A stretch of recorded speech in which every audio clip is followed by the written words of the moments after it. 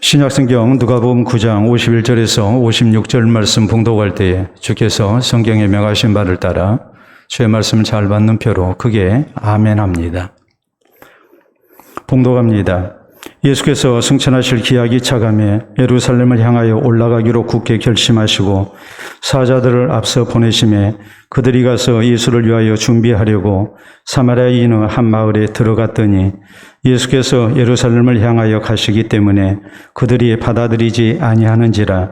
제자 야고보와 요한이 이를 보고 이르되 주여 우리가 불을 명하여 하늘로부터 내려 저들을 멸하라 하기를 원하시나이까. 예수께서 돌아보시고 꾸짖으시고 함께 다른 마을로 가시니라. 아멘. 요사이 언론을 통해서 우리가 자주로 듣는 말 가운데 차별금지법이 있습니다. 차별금지법은 특정 소수자 집단에 대한 차별을 막기 위한 법입니다. 보통 성별과 인종, 종교와 성정체성, 그리고 사상과 지역, 정치적 의견 등을 이유로 합리적인 이유 없는 차별과 혐오 표현을 금지합니다. 미국과 유럽 등 선진국에서는 19세기 말부터 이미 여러 형태의 차별금지법이 제정되었고 또 실시해오고 있습니다. 이후에는 지속적으로 우리나라 정부의 차별금지법을 제정할 것을 권고하고 있습니다. 그래서 우리나라에서는 법무부에서 2007년 이 법을 예고했고 세 차례에 걸쳐서 국회에 발의가 됐지만 종교단체 등의 반대로 말미암아 아직까지 제정되지 않고 있는 형편입니다. 이 차별금지법에 대하여 기독교 보수교단에서는 적극적으로 반대합니다. 거기에는 크게 두 가지 이유가 있습니다. 첫째는 차별금지법이 제정되면 타 종교, 특히 이슬람교에 대한 비판을 할 수 없다고 생각합니다. 우리 기독교 계통학교에서 또 신앙교육을 자유롭게 할 수 없게 됩니다. 이것이 첫 번째 큰 이유입니다. 두 번째는 성적 소수자인 동성애를 방치하는 가운데 우리 자녀들과 이 사회가 도덕적으로 타락하게 될 것이라는 염려 때문에 그렇습니다. 그러다 보니 우리 기독교는 헌법의 평등정신에 기초하여 개인의 인권 보호를 위한 차별금지법을 앞장서서 반대한다는 비판을 피할 수 없게 되고 말았습니다. 분명한 사실은 차별금지법은 종교와 성적 지향에 대해서만 다루고 있는 것이 아니라는 사실입니다. 우리 사회의 모든 분야에 걸쳐서 차별을 금지하는 법률입니다. 그래서 모든 국민이 그 누구든지 평등하게 개인의 인권을 보호받고 또 자유로운 사회생활을 보장받게 하는 법이 바로 차별금지법입니다. 그렇기 때문에 차별금지법을 얘기할 때에 포괄적 차별금지법이라는 용어를 사용합니다. 포괄적으로 모든 차별을 금지하는 법이라는 뜻입니다. 더구나 우리가 살고 있는 대한민국은 기독교 국가가 아닙니다. 또 우리가 속해 있는 이 사회의 구성원들을 놓고 보면 기독교인이 절대 다수인 나라도 아닙니다. 그렇기 때문에 우리 성도는 차별금지법에 대한 맹목적인 반대보다는 우리가 속해 있는 이 사회의 다양성을 인정하면서 우리가 공존할 수 있는 길이 무엇인가를 고민할 수 있어야 합니다. 저는 목회자로서 또 그리스도인으로서 동성애를 절대 반대합니다. 절대로 용납되어서는 안 되는 하나님께서 성경에 금하신 죄악입니다. 저는 분명히 그것을 믿고 고백하고 또 여러분들에게 그것을 가르칠 것입니다. 그러나 우리는 한편으로 차별금지법에 대한 맹목적인 반대보다는 우리가 속해 있는 이 사회의 다양성을 생각하면서 우리가 공존할 수 있는 길이 어디 있는가를 우리가 생각해야 합니다. 특히 우리는 성경에 하나님께서 차별에 대하여 무엇라 말씀하시는지 우리가 그것을 깊이 살펴야 합니다. 그리고 하나님의 뜻을 바로 알고 우리가 순종할 수 있어야 합니다. 오늘 본문 성경은 우리 예수님께서 십자가 지시기 위하여 예루살렘으로 올라가실 때에 있었던 한 사건을 우리에게 전합니다. 우리 예수님께서 제자들과 함께 예루살렘으로 가시고자 사마리아인의 한 마을에 들어가기를 원하십니다.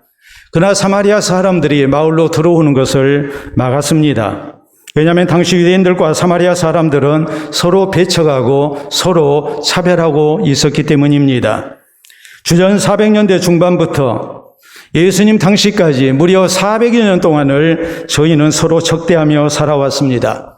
거기에는 크게 두 가지 이유가 있습니다. 첫째, 사마리아 사람들은 원래 유대인들이 살고 있는 땅이었는데 거기 사는 유대인들이 이방인들과 통혼을 했고 결국에 혼혈인이 되고 말았습니다. 그러므로 유대인들 입장에서 사마리아에 사는 사람들은 순수 유대인들이 아니라고, 이 사람들 절대 우리와 같이 할 수 없는 사람들이라고 이방인 취급을 하며 저희를 차별하고 배척했습니다. 그런가 하면 두 번째로는 사마리아 사람들이 이런 유대인들에게 한 거에서 저희들이 유대인들을 배척하며 그리고 사마리아에 성전을 따로 세웠습니다. 그런데 저희가 하나님만 섬긴 것이 아니라 저희는 이방 종교의 우상들도 함께 섬겼습니다. 그래서 사마리아에 있는 사람들은 혼합 종교를 가지고 있는 사람들이 되고 말았습니다. 그렇기 때문에 유대인들은 이들은 하나님의 백성일 수가 없다고 생각하며 저희를 노골적으로 배척을 했던 겁니다. 혈통이 다릅니다. 종교가 다릅니다. 그렇기 때문에 차별하고 배척한 겁니다. 이렇게 무려 400년의 세월이 흘렀습니다. 사마리아 사람들도 유대인들 좋아하지 않습니다. 자기들 차별했으니 우리도 차별하겠다고, 우리를 배척했으니 우리도 너희를 배척한다고, 그러면서 서로 원수가 돼서 상종하지 않는 관계 속에 이렇게 400년을 살아온 것입니다. 그러므로 예수님 일행이 사마리아 사람들의 마을로 지나가기를 원하셨을 때에 사마리아 사람들이 막게 됐고, 결국 예수님 일행은 사마리아인들의 마을로 들어가지를 못하고 다른 마을로 가셨다는 것이 오늘 본문에 있는 내용입니다. 사랑하는 성도 여러분, 우리 모두 본문 성경을 통해서 우리 예수님께서 뿌리 깊은 차별에 대해 어떤 자세를 취하셨는지, 어떤 말씀을 하셨는지 우리가 살펴봐야 합니다. 그래서 우리도 예수님을 따라서 차별에 대해 바른 신앙 자세를 가져야 합니다. 서로 다른 사람들과 우리가 평화를 누리며 더불어 살아갈 수 있는 그리스도인들이 되어야 됩니다. 그러면 우리 예수님은 관행적인 차별과 배척에 대해서 어떤 자세를 나타내셨습니까? 우리 성도가 사회의 관행적인 차별과 배척에 대해서 어떤 입장에서 우리가 이 사회를 형성해 나가는 그리스도인으로 우리가 함께 더불어 살아가야 합니까? 우리는 첫째로 근본적으로 차별은 하나님의 뜻에 위배된다는 사실을 명심해야 합니다.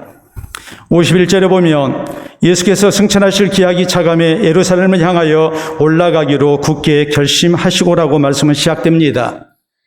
우리 예수님께서 예루살렘 올라가시려고 합니다. 지금 북부 갈릴리에서 남쪽에 있는 예루살렘으로 가시려고 합니다. 예수님이 예루살렘 가시는 이유는 십자가에 달려서 죽으심으로 우리의 죄악을 속하시고 또 부활 승천하시기 위해서 지금 예루살렘으로 가십니다. 승천하실 기약이 차감해, 다시 말해서 예수님의 모든 공생의 사역이 끝나고 십자가 사역과 부활과 승천의 마지막 이 사역을 남겨두신 가운데 주님은 마지막으로 예루살렘을 찾고 계시는 것입니다. 단순히 사적인 목적으로 예루살렘 찾으시는 게 아닙니다. 우리를 구원하시기 위한 하나님의 뜻을 이루기 위해서 예수님은 마지막으로 예루살렘을 향해서 발걸음을 옮기고 계신 겁니다. 52절에 보면 사자들을 앞서 보내심에 그들이 가서 예수를 위하여 준비하려고 사마리아 이름 한 마을에 들어갔더니라고 말씀이 기록됩니다. 제자들 가운데 몇 명을 보내서 식사를 준비케 하시고 또 숙박할 준비, 그리고 앞으로의 여행을 위한 준비를 주님께서 하게 하셨다는 말입니다. 53절에 보면 예수께서 예루살렘을 향하여 가시기 때문에 그들이 받아들이지 아니하는지라라고 말합니다. 우리 주님께서 지금 거룩한 목적 때문에 예루살렘으로 가십니다. 그리고 사마리아에 눌러붙어서 살기 위한 발걸음도 아닙니다. 잠시 쉬고 또 거기에서 예루살렘으로 가기 위한 준비를 하기 위해서 제자들을 먼저 보내신 겁니다. 그런데 단 한 가지 이유, 예루살렘으로 가고 있기 때문에 사마리아 사람들이 허락을 아니했다고 말합니다. 오랜 적대 감정 속에서 마을에 못 들어오게 합니다. 그런데 이것은 이미 충분히 예상되는 반응이었습니다. 당시 유대인들은 우리가 지도를 놓고 보면 북쪽에 갈릴리가 있고 중앙에 사마리아가 있고 남쪽에 유대가 있었습니다.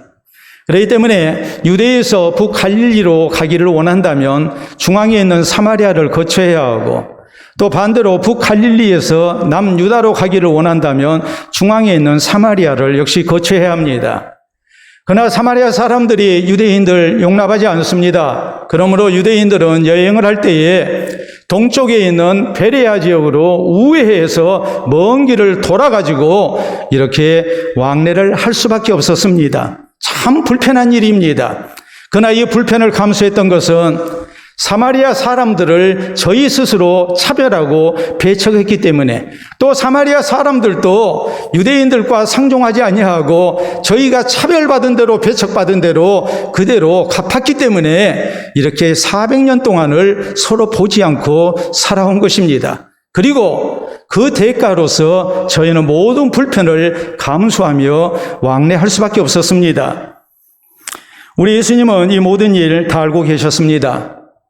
내가 이번에 사마리아를 거쳐서 예루살렘으로 간다면 사마리아 사람들이 분명히 막을 거라는 것 다 아십니다. 주님이 세상 물정에 어두우신 분이 아닙니다. 이미 다 아셨습니다. 이런 상황 속에서 예수님은 일부러 사마리아인들의 마을로 가신 것입니다. 그 이유가 뭐겠습니까? 서로 차별하고 배척하는 것은 하나님의 뜻이 아님을 가르치시기 위해서, 이런 잘못된 관행을 고치시기 위해서 우리 주님은 일부러 사마리아인의 마을로 들어가신 것입니다. 그렇기 때문에 우리 성도는 차별은 절대 하나님의 뜻이 아니라는 것을 알아야 합니다. 우리가 마태복음 5장 44절 이하에 보면 우리 예수님께서 원수를 사랑하고 너희를 박해하는 자를 위하여 기도하라고 말씀을 하십니다. 그때 주님이 하셨던 말씀은 그 이유를 이렇게 말씀하십니다. 이같이 한즉 하늘에 계신 너희 아버지 아들이 되리니 이는 하나님이 그 해를 악인과 선인에게 비추시며 비를 의로운 자와 불의한 자에게 내려주심이라라고 말씀하십니다. 우리 하나님께서 이 땅에 내신 모든 생명을 사랑하신다는 말이요, 모든 인생을 주님은 사랑하고 귀히 여기시기 때문에 너희도 하늘에 계신 하나님의 온전하심과 같이 너희도 온전한 사랑을 해야 한다고 우리 주님께서는 강조하셨습니다. 18년 동안 장애를 입은 한 여인, 같은 이스라엘 백성들에게 사람 대접을 받지 못했던, 차별 대우를 받았던 이 장애 여성을 놓고 우리 주님은 저를 치유하시면서 말씀하십니다. 이도 아브라함의 딸이다. 이도 하나님의 백성이라는 말입니다. 하나님이 사랑하신다는 말입니다. 하나님께서 은혜 주기를 기뻐하시는 대상이라는 말입니다. 그리고 주님은 이 장애 여성을 치유해 주셨습니다. 야고보서 2장 1절 이하에 보면 우리 성도는 사람을 차별하여 대하지 말아야 한다고 말씀합니다. 그 사람의 옷차림이나 재산이나 혹은 신분을 따라서 우리가 차별해서는 안 된다. 모든 사람은 하나님 앞에서 다 사랑받는 존재고 모두가 소중하고 또 존중 여겨야 할 대상인 것을 성경은 우리에게 분명하게 명령하십니다. 1800년대 말 제국주의 시대 때에 유럽 여러 나라는 아프리카와 아시아에 식민 제국을 건설했습니다. 그리고 식민지에 많은 재물과 또 물자를 약탈했습니다. 그리고 자신들의 부를 쌓아갔습니다. 이 유럽 제국의 부의, 국가 부의 상징으로 각 나라가 다투어서 세웠던 것이 있습니다. 바로 동물원입니다. 식민지에 진귀한 동물을 잡아다가 전시했습니다. 근데 문제는 동물만 전시한 게 아닙니다. 식민지의 원주민을 잡아다가 우리에 가두고 전시했습니다. 이것을 가리켜서 사람 동물원이라고 얘기를 합니다. 우리가 한번 직접 확인해 보도록 하겠습니다. 여러분 사진을 보시게 되면 저 사진은 아프리카 원주민을 발가벗겨서 그대로 전시를 했던 1910년 프랑스 파리에 있었던 사람 동물원의 모습입니다. 다음 사진을 보시게 되면 저것은 독일에 있었던 사람 동물원의 모습입니다. 아프리카 원주민들 데려다가 저희가 생활하는 모습을 저렇게 울타리를 치고 밖에서 백인들이 구경하고 있는 모습입니다. 근데 놀라지 말아야 할 것은 저것은 1950년대 독일의 모습입니다. 저게 100년, 200년 전 일이 아닙니다. 1950년대 독일에서 저 짓을 했습니다. 다음 사진 보시게 되면 아프리카 어린 소녀 하나를 저렇게 울타리에 가둬놓고 백인들이 먹을 것을 주는, 꼭 우리가 흡사 원숭이에게 먹을 것을 던져주는 것과 같은 저런 모습을 사진으로 남겨놨는데, 저것은 1958년 벨기에에서 있었던 사람 동물원의 모습입니다. 참 안타까운 일이죠. 지난 2020년 7월 30일 미국 뉴욕의 브롱크스 동물원에서 사과 성명을 발표를 했습니다. 그것은 1906년 아프리카 원주민과 오랑우탄 원숭이를 함께 전시했던 일, 이것을 114년 만에 사과했습니다. 우리가 직접 사진도 보도록 합니다. 아프리카 원주민이 오랑우탄 새끼를 품에 안고 있는 모습입니다. 저것이 무엇을 의미하겠습니까? 아프리카 원주민은 사람이 아니라는 얘기입니다. 원숭이과에 짐승 취급을 한 겁니다. 일본에서는 1907년 도쿄 산업박람회 때에 사람 동물원을 만들어 놓고 32명의 사람을 전시했습니다. 얼마 전에 국명이 바뀐 터키, 튀르키예의 원주민들, 아프리카인들, 그리고 에스키모족인 아이누, 대만, 중국, 인도, 그리고 식민지 소선인도 거기에 포함이 되어 있습니다. 두 사람 포함되어 있었습니다. 우리가 한번 보도록 하겠습니다. 특별하게 저렇게 한복 입혀서, 그래서 울타리에 가둬놓고 구경을 시킨 겁니다. 1907년 6월 6일 당시 대한매일신보는 이 부분을 이렇게 썼습니다. 도쿄 박람회장에 조선 동물 2마리가 있었다. 안타까운 일이죠. 지금부터 10년 전인 2012년, 그러니까 최근이라고 말할 수 있습니다. 중국의 난창시에서 축제 기간 동안 노숙자와 가난한 사람 100여 명을 철장에 가두고 구걸하게 했습니다. 또 우리가 사진으로 확인합니다. 저렇게 철장에 가둬놓고 지나가는 사람들이 다음 사진 보시게 되면 저렇게 구걸을 하게 했습니다. 참으로 개탄스럽고 후진국스러운 모습입니다. 그러나 이런 것만 차별이 아닙니다. 그 사람의 신분이나 재산이나 학벌 등 그 무엇으로도 사람을 차별해서는 안 됩니다. 사랑하는 성도 여러분, 성경은 로마서 3장 29절에 이렇게 말씀합니다. 우리 하나님은 유대인만의 하나님이 아니라 이방인의 하나님도 되신다고 말씀합니다. 우리 하나님은 모든 인생의 하나님이시라는 말이요, 모든 인생을 사랑하신다는 말이요, 그러므로 우리가 차별해서는 안 된다는 말입니다. 그러면 우리 성도는 근본적으로 차별은 절대로 하나님의 뜻이 아닌 것을 잊지 말아야 합니다. 그리고 아무도 차별해서는 안 됩니다. 모든 사람은 다 소중하고 평등하고 개인의 인권은 존중받아야 한다는 사실을 우리는 잊어서는 안 됩니다. 그래서 차별 없이 우리가 서로 사랑하고 존중하며 어디서든지 더불어 살아가는 그리스도인이 되기를 힘쓸 수 있기를 바랍니다. 둘째로 우리가 명심해야 할 것은 그 누구든지 예수 그리스도의 구원을 얻는데 차별이 없다는 사실입니다. 사마리아인들이 자신들을 차별하고 배척했을 때에 54절에 보면 제자 야고보와 요한이 이를 보고 이르되 주여 우리가 불을 명하여 하늘로부터 내려 저들을 멸하라 하기를 원하시나이까라고 말합니다. 화가 났습니다. 열받았습니다. 그러면 우리가 하나님께 기도해서 하늘에서 벼락이 내려서 저희를 멸하시기를 원하십니까? 허락해 주십시오라고 이 야고보와 요한이 예수님께 이렇게 간구합니다. 그러나 예수님은 55절에 보면 돌아보시며 꾸짖으셨다고 성경은 말씀합니다. 예수님께서 사마리아인들의 차별과 배척을 다하시면서도 사마리아인들의 마을로 굳이 들어가시고자 하신 목적이 무엇이겠습니까? 두 가지입니다. 아까 말씀을 드렸듯이 첫 번째는 차별은, 배척은 절대 하나님의 뜻이 아니기 때문입니다. 그러므로 우리 주님은 이런 잘못된 것에 대해서, 이런 잘못된 관습을 고치시기 위해서, 관행을 고치시기 위해서 여기에 대한 문제를 제기하시는 그런 행동을 하신 것입니다. 두 번째는 사마리아 사람들에게 구원의 은혜를 베푸시기 위해서입니다. 그렇기 때문에 야고보와 요한이 사마리아 사람들의 차별과 배척의 분노에서 보복하고자 한 것을 꾸짖으신 겁니다. 실제 우리 예수님은 모든 사람을 차별 없이 구원하셨습니다. 우리가 성경에 보면 사마리아 성 수가성에 한 죄 많은 여인, 온 동네에서 차별당하고 배척받았던 한 죄 많은 여인을 우리 주님은 먼저 다가가셔서 고쳐주셨습니다. 저를 구원하셨습니다. 여리고성의 큰 죄인이었던 삭개오를 우리 주님은 구원하십니다. 삭개오는 세리장이었습니다.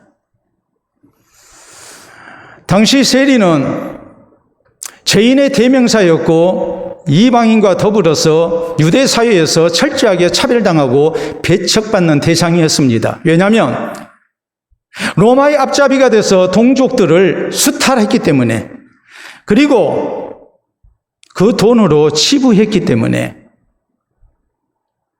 유대인들은 세리를 배척했습니다. 서로 얘기하지 않습니다. 가까이 가지 않습니다. 혼인도 하지 않습니다. 세리의 집에 들어가지 않았습니다. 매국노라 하며 세리들을 멀리했습니다. 그런데 예수님께서 삭개오를 부르시고 그의 집에 하루 묵으시러 들어가십니다. 그럴 때 이를 본 유대인들의 반응은 이것이었습니다. 저가 죄인의 집에 유하러 들어갔도다. 그 정도로 배척받았던 세리장 삭개오인데 우리 예수님은 삭개오를 부르시고 그의 집에 하루 묵으시며 저를 구원의 백성으로 인도하십니다. 우리 주님은 이방인도 구원하셨습니다. 그렇기 때문에 우리 성도는 이 주님의 본을 따라서 모든 사람은 차별 없이 예수 그리스도의 구원을 받을 수 있음을 잊지 말아야 합니다. 그리고 그 영혼을 소중히 여겨야 합니다. 우리 예수님 승천하시면서 사도행전 1장 8절에 분명히 명령하십니다. 오직 성령이 너희에게 임하시면 너희가 권능을 받고 예루살렘과 온 유대와 사마리아와 땅끝까지 이르러 내 증인이 되리라라고 말씀하십니다. 유대 땅에만 예수 그리스도의 복음을 전하고 구원하라고 말씀하지 아니하셨습니다. 사마리아와 땅끝까지. 사마리아 사람도 구원받아야 한다는 말이요. 저희를 배척해서는 안 된다고, 차별해서는 안 된다고 말씀하십니다. 로마서 3장 22절 이하에 보면 예수 그리스도를 구주로 믿어서 얻는 구원은 차별이 없다고 분명히 선포합니다. 로마서 13절로 말씀합니다. 누구든지 주의 이름을 부르는 자는 구원을 받으리라라고 말씀합니다. 누구든지 구원받을 수 있습니다. 차별 없는 구원을 우리가 잊어서는 안 됩니다. 우리나라 선교 역사에 있었던 일입니다. 1893년 서울의 관작골, 지금 서울 종로의 관철동입니다. 여기에 백정 박씨가 살고 있었습니다. 이 사람이 장티푸스에 걸려서 사경을 헤매고 있었습니다.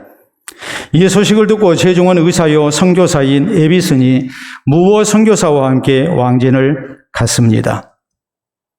에비슨 의료 선교사는 고종 임금의 주치의입니다.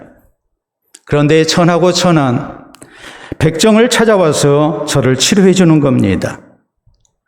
당시 백정은 신분사회인 조선에서 최하층민이었습니다.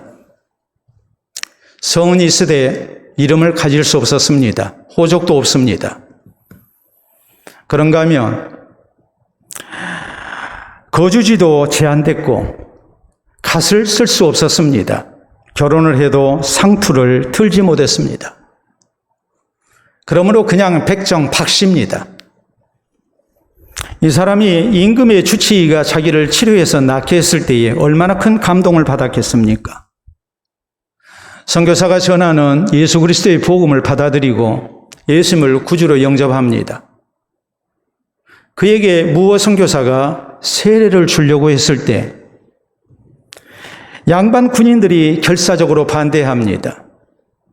그럴 때 무호 선교사는 이런 말씀을 합니다. 양반만 천국 갈 수 있는 것 아닙니다. 하나님의 자녀는 모두 똑같이 천국 갈 수 있습니다. 이 백정 박 씨는 태어나서 처음으로 자기의 이름을 얻었습니다. 그 이름은 이룰 성자와 봄춘자를 써서 성춘이었습니다. 내가 예수님을 구주로 믿고 새봄을 맞이해서 새 사람이 됐다는 뜻입니다. 나 혼자 구원받는 것으로 만족할 수 없습니다. 이 사람 무호 선교사와 함께 고종 임금에게 백정들의 면천을 천민의 신분에서 벗어나게 해달라고 면천을 탄원합니다. 허락을 받았습니다. 이제 상투를 들 수 있습니다. 갓을 쓸 수 있습니다. 너무 기뻐서 박성춘은 참잘 때도 갓을 쓰고 잤습니다. 그러다가 전국 3만 명의 백정에게 예수 그리스도의 복음을 증거했고, 그래서 많은 백정들을 구원의 길로 인도하는 하나님의 사람으로 쓰임받습니다. 무호 선교사는 이렇게 썼습니다. 링컨 대통령의 노예 해방선언으로 해방된 흑인 노예들도 조선의 백정들만큼이나 기뻐하지는 않았을 것이다. 그리고 조선 사회를 향해서 외친 것은 그것입니다. 예수 그리스도를 구주로 믿으면 누구든지 구원 얻을 수 있습니다. 그래서 교회가 신분 철폐에 앞장섰습니다. 잘못된 차별 관행에 교회가 앞장서서 그것을 타파했습니다. 그래서 조선은 신분 사회를 벗어날 수 있게 됐습니다. 사랑하는 성도 여러분, 우리 성도는 그 누구든지 예수 그리스도의 구원을 얻는데 차별이 없음을 명심해야 합니다. 그리고 사람 차별해서는 안 됩니다. 모든 사람은 그 누구든지 차별의 대상이 아니고 구원의 대상인 것을 우리가 기억해야 합니다. 그래서 모든 사람을 진실되게 사랑해야 하고 존중해야 합니다. 이런 수고를 통해서 저희를 구원의 길로 인도하는데 귀하게 쓰임받는 우리 성도, 우리 교회가 될 수 있기를 바랍니다. 셋째로 우리는 서로 다름을 존중하는 가운데 긍휼을 베풀고 관용을 베풀 수 있어야 합니다. 54절에 보면 사마리아인들의 차별과 배척에 분노한 야고보와 요한은 주여 우리가 불을 명하여 하늘로부터 내려 저들을 멸하라 하기를 원하시나이까라고 말합니다. 이들 생각에 사마리아 사람들은 사랑의 대상이 아닙니다. 구원의 대상이 아닙니다. 저희가 우리를 차별했으니 우리도 저희를 차별해도 된다고 생각했습니다. 저희가 우리를 배척했으니 우리도 저희를 배척해도 된다고 생각했습니다. 구원해야 할 대상이 아니라 대적자들입니다. 보복의 대상이요 저주의 대상이었습니다. 그러나 예수님은 55절에 보면 돌아보시며 저희를 꾸짖으십니다. 그리고 56절에 보면 함께 다른 마을로 가시니라라고 말씀합니다. 보복하지 않았습니다. 저주하지 아니하셨습니다. 저희를 용서하시고 관용을 베푸십니다. 저희를 긍휼히 여기십니다. 더 이상 저희와 다투지 않습니다. 그리고 먼저 피하는 가운데 다른 마을로 돌아서 예루살렘으로 가셨습니다. 우리 성도가 이 사실을 기억해야 합니다. 우리는 다른 사람을 차별해서는 안 됩니다. 사회적 약자나 특정 소수자 집단을 적대시해서는 안 됩니다. 대신 우리는 그리스도인으로서 저희를 긍휼히 여겨야 합니다. 또 관용을 베풀 수 있어야 합니다. 세상 사람들은 저희를 적대시한다 할지라도 우리 그리스도인은 저희를 적대시해서는 안 됩니다. 긍휼히 여기고 관용을 베풀어야 합니다. 우리 하나님께서는 추수할 때에 밭 모퉁이 다 거두지 못하게 하셨습니다. 추수하다가 수확한 것을 옮기다가 땅에 한 번 떨어진 이삭은 다시 줍지 못하게 하셨습니다. 과일나무의 과일도 다 따지 못하게 하셨습니다. 당시 사회적 약자인 고아와 과부와 이방 나그네의 몫으로 남겨두게 하셨습니다. 사회적 약자들, 저희와 더불어 살 것을 우리 주님께서는 제도적으로 명령하셨습니다. 그뿐만이 아닙니다.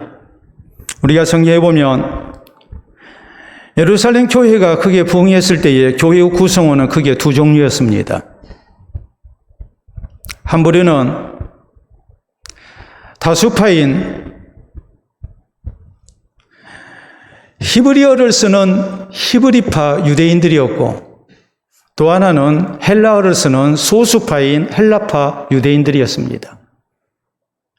교회 안의 과부들을 구제할 때에 소수파인 헬라파 유대인들이, 과부들이 자꾸 제외가 됩니다. 차별을 받은 겁니다. 이로 인해서 교회 안에 불만이 생기기 시작했고, 교회가 시험 들 즈음에 사도들은 이 구제하는 일과 또 봉사하는 일을 전담할 집사를 선출할 것을 교회에 말합니다. 그리고 자신들은 말씀을 전하는 일과 기도하는 일에 전념하겠노라고 이렇게 서로 협력해서 교회를 섬길 것을 제안합니다. 그때 내세웠던 집사 선출의 조건은 이것이었습니다. 너희 가운데 성령과 지혜가 충만하여 칭찬 듣는 사람 7을 택하라 하였습니다. 다수파가 히브리파 유대인들입니다. 그런데 7사람의 집사를 선출할 때에 예루살렘 교회 성도들은 모두 다 7사람 모두를 헬라파 유대인에서 선출했습니다. 교회의 하나됨을 위해서 소수파를 차별한 것이 아니라 오히려 더 관용을 베풀며 배려를 한 것입니다. 그래서 교회는 하나 될 수 있었고, 하나님의 말씀을 더욱 왕성하게 증거되는 놀라운 역사 속에서 부흥의 역사가 나타납니다. 사도행전 13장에 보면 안디옥 교회가 나옵니다. 안디옥 교회는 이방인 지역에 세워진 교회입니다. 이방인 지역에 있었던 안디옥이라는 도시에 세워진 이 교회, 거기 안디옥 교회의 지도자들을 소개하면서 성경은 이런 사람이 있었다고 말합니다. 우리가 거기 보면 먼저 등장하는 사람이 바로 박해자였던 사울입니다. 사도 바울이죠. 그런가 하면 니게르인 시므온이 나옵니다. 니게르인이라는 말은 흑인이라는 말입니다. 또 우리가 보면 분봉왕 헤롯의 젖동생인 마나인이 나옵니다. 헤롯은 교회의 신실한 사도였던 야고보를 죽인 사람입니다. 그 사람의 젖동생 마나인이 교회의 지도자였습니다. 그 사람의 과거를 보지 않았습니다. 인종을 보지 않았습니다. 민족을 보지 않았습니다. 혹은 그 사람의 신분을 보지 않았습니다. 예수 그리스도 안에서 구원받고 하나님 앞에 헌신된 사람이라면 저희를 귀히 여겼고 존중하는 가운데 교회가 하나 되는 길을 택했습니다. 우리가 흔히 프랑스 사회를 말할 때에 톨레랑스가 있는 사회라고 말을 합니다. 톨레랑스는 사람마다의 다름을 인정하고 받아들이는 것을 말합니다. 프랑스의 톨레랑스를 설명할 때에 늘 등장하는 유명한 일화가 있습니다. 북아프리카에 있는 알제리는 1800년대 중반부터 프랑스의 식민지였습니다. 약 100년 동안 너무나도 억압적인 식민 지배를 받습니다. 그러다가 1954년부터 독립운동이 일어나기 시작했습니다. 이때 프랑스의 지식인들은 알제리 독립운동을 지지했습니다. 그리고 저희에게 전쟁 자금을 모아서 건넸습니다. 알제리의 무기 구입에 쓰게 한 것입니다. 그 전달 책임을 대표적인 지식인이요 철학자인 사르트르가 자원했습니다. 이것은 분명하게 반역 행위입니다. 그러자 드골 대통령의 측근들은 사르트르를 반역죄로 다스려야 한다고 이렇게 주장하기 이릅니다. 이때 드골 대통령은 이런 말을 합니다. 그냥 놔둬라. 그도 프랑스다. 놔둬라. 그도 프랑스다. 알제리는 7년여의 치열한 독립전쟁을 통해서 프랑스 지식인들과 하나 된 가운데 이 전쟁을 승리로 이끌고 1962년에 비로소 100여 년 만에 독립을 쟁취하게 됩니다. 이란은 드골 대통령의 비범함을 말하는 게 아닙니다. 프랑스 사회의 상식이 바로 톨레랑스라는 것을 말합니다. 서로 다름을 인정합니다. 존중합니다. 차별하지 않습니다. 서로를 있는 그대로 받아들이는 것입니다. 사랑하는 성도 여러분, 오늘날 우리나라는 많은 차별이 존재합니다. 남녀 성별의 차별이 있고 학벌과 외모의 차별이 있습니다. 지역 차별이 있고 또한 비정규직의 차별이 있습니다. 외국인 노동자, 이주 노동자에 대한 차별, 탈북민에 대한 차별, 이슬람 교인에 대한 차별이 있습니다. 그런가 하면 성소수자 같은 특정 소수자 집단에 대한 차별도 분명히 존재하고 있는 것이 현실입니다. 이 가운데 어떤 사람들은 우리 그리스도인의 입장에서 도저히 받아들일 수 없는 사람들 분명히 있습니다. 그러나 우리 성도는 이들을 적대시해서는 안 됩니다. 배척해서는 안 됩니다. 그보다는 긍휼히 여기고 관용을 베풀어야 합니다. 성경은 빌립보서 4장 5절에 우리에게 말씀합니다. 너희 관용을 모든 사람이 알게 하라. 우리 그리스도인은 차별에 앞장서는 사람이 아니라 이 사회의 차별을 없애기 위해서 관용을 베푸는 사람으로 살아야 함을 성경은 우리에게 명령하십니다. 그러므로 우리 모두 차별과 배척 대신에 서로 다름을 존중하고 긍휼히 여기며 관용을 베풀 수 있어야 합니다. 그래서 분열과 갈등을 조장하는 대신에 더불어 살아가는 세상을 만드는 이 시대에 꼭 필요한 그리스도인으로 우리 모두가 아름답게 쓰임받을 수 있기를 바랍니다. 미국은 링컨 대통령이 1862년 노예 해방을 선언했습니다. 그래서 모든 흑인 노예들이 해방이 됩니다. 그러나 흑인에 대한 인종차별은 그 후로도 약 100년 가까이 지속됐습니다. 1900년대 중반까지 계속됐습니다. 당시 미국인의 인기 스포츠인 야구의 메이저리그는 백인 선수들만 뛸 수 있었습니다. 흑인들은 따로 흑인 리그로 리그를 만들어서 따로 경기를 해야만 했습니다. 그러다가 1947년 4월 15일 흑인인 제키 로빈슨이 최초로 백인들의 리그인 메이저리그에서 선수 생활을 시작하게 됩니다.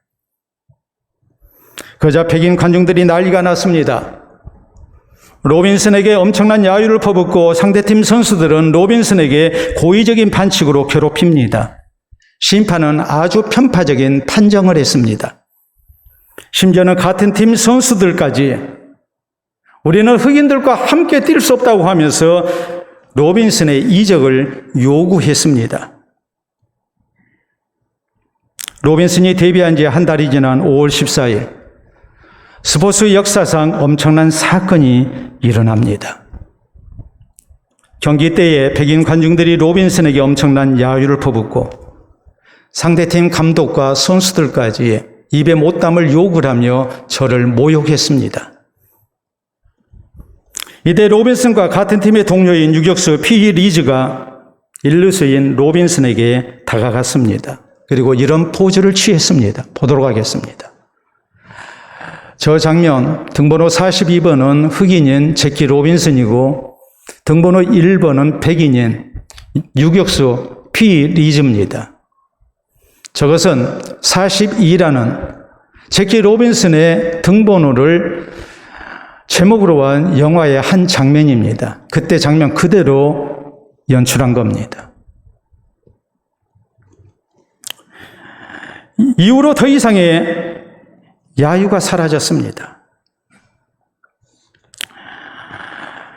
두 사람은 어깨 동무한 가운데 피 리즈가 웃으면서 로빈슨에게 얘기를 했고, 그리고 이 모습을 보고 관중들은 한순간에 조용해졌고 큰 충격을 받았습니다.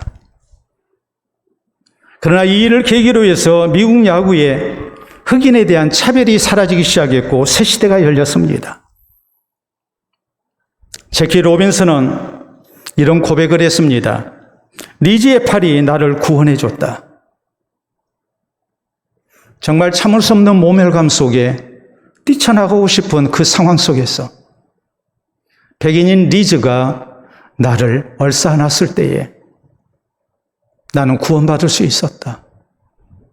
이 두 사람의 역사적인 장면이 오늘날 동상으로 이렇게 남아 있습니다. 그 현장에 남아 있습니다. 우리가 보도록 합니다. 그리고 휘 리즈는 다음 사진을 보시게 되면 이렇게 어깨동무한 사진을 찍어서 평생 죽을 때까지 자기 집 거실에 가장 잘 보이는 부분에 걸어놨습니다. 휘 리즈가 죽었을 때에 흑인들의 조사는 이렇습니다. 다음 내용을 보면 흑인들은 당신을 사랑한다. 당신이 제키에게 다가갔을 때 당신은 우리 모두에게 다가온 것이다. 당신은 유니폼에 있는 넘버원은 우리 마음속의 넘버원이다. 최고의 찬사를 한 것이죠. 흑백 인종차별에 앞장선 제키 로빈슨에 대하여 또 이렇게 말을 합니다. 홈런왕 베이브 루스가 미국 야구를 바꿨다면 로빈슨은 미국 사회를 바꾼 사람이다라고 말합니다. 오늘날 제키 로빈슨이 메이저리그에 최초로 데뷔했던 4월 15일은 제키 로빈슨의 날로 추모됩니다. 모든 구단, 미국 메이저리그의 30개 구단 모든 구단에서 제키 로빈슨의 등번호 42번은 영구 결번이 되어 있습니다. 그리고 이날이 되면 모든 선수는 42번 유니폼을 입고 경기에 나섭니다. 우리가 사진으로 보면 이렇습니다. 제키 로빈슨의 42번 등번호. 다음 사진을 보시게 되면 모든 한 팀 선수들이 지금 노란 동그라미가 쳐 있는 선수는 우리나라의 류현진 선수입니다. 등번호 42번을 달고 모든 선수가 그날 경기에 나섭니다. 다음 사진을 보시게 되면 우리나라의 추신수 선수가 메이저리그에서 뛸 때에 상대팀 선수도 똑같이 42번 등번호를 붙이고 경기에 나섭니다. 제키 로빈슨을 기리기 위해서입니다. 사랑하는 성도 여러분, 오늘날 많은 차별이 존재하는 이 세상에서 우리 그리스도인은 어떤 모습으로 살아야 합니까? 차별을 없애고 세상을 바꾸는 하나님의 사람이 되어야 됩니다. 근본적으로 차별은 하나님의 뜻에 위배됨을 잊지 말아야 합니다. 그 누구든지 예수 그리스도의 구원을 얻는데 차별이 없다는 것도 우리는 기억해야 합니다. 내가 혐오하고 내가 차별해야 할 대상이 아니라 저를 사랑하고 존중 여기는 가운데 저에게 예수 그리스도의 복음을 증거해서 구원의 대상으로 삼아야 할 사람이라고 우리는 생각해야 합니다. 그리고 서로 다름을 존중해야 합니다. 긍휼히 여기고 관용을 베풀어야 합니다. 그래서 서로 존중하고 사랑하는 가운데 더불어가는 세상을 만들어가는 이 시대의 우리 모든 성도 되시기를 우리 주님의 이름으로 축원합니다. 우리 함께 기도합니다. 차별금지법에 대한 우리 기독교의 단호한 반대가 혹시라도 차별을 금지하시는 하나님의 거룩하신 뜻을 묻어버리는 잘못이 되지 않도록 우리는 조심해야 합니다. 우리 하나님이면, 우리 예수님이면 어떻게 하셨을까? 이걸 생각하며 우리는 혐오 대신에 저희를 긍휼히 여길 수 있어야 합니다. 관용을 베풀어야 합니다. 그리고 앞장서서 이 땅의 차별을 없애는 가운데 하나님께서 기뻐하시는 더불어 사는 세상을 만들어가고 또 그런 사람들까지 구원의 길로 인도하기를 힘쓰는 교회가 되어야 됩니다. 우리 기도합시다.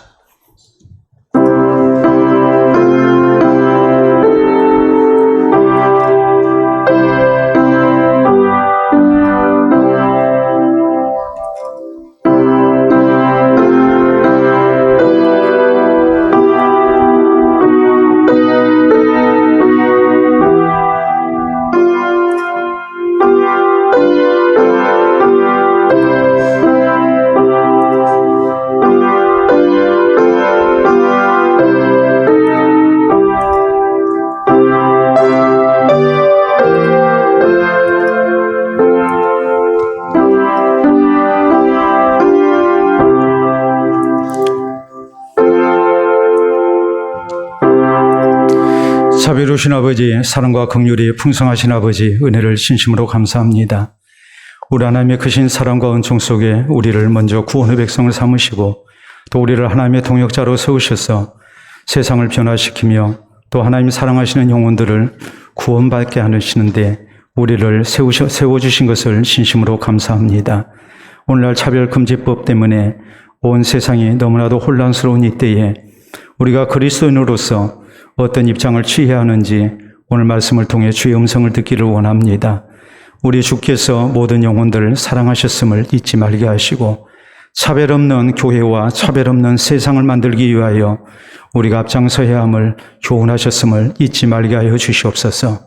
그래서 우리가 어떤 특정 사람들을 배척하기보다는 저희를 긍휼히 여길 수 있도록 도와주시고 관용을 베푸는 가운데 저희에게 예수 그리스도의 복음을 증거하여 함께 구원 얻는 아름다운 세상을 만들어갈 수 있도록 도와주시옵기를 원합니다.